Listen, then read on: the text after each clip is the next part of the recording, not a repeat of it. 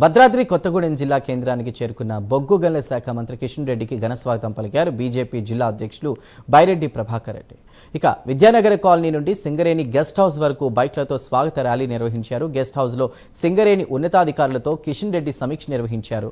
ఇక ఓబీ కాంట్రాక్టర్లతో సమావేశమయ్యారు. 2 రోజుల పాటు కొత్తగూడెంలో పర్యటించనున్నారు కిషన్ రెడ్డి.